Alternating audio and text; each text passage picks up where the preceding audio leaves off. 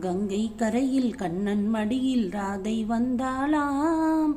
காதல் மயக்கம் போதை என்றாளாம். கங்கை கரையில் கண்ணன் மடியில் ராதை வந்தாளாம். காதல் மயக்கம் போதை என்றாளாம்.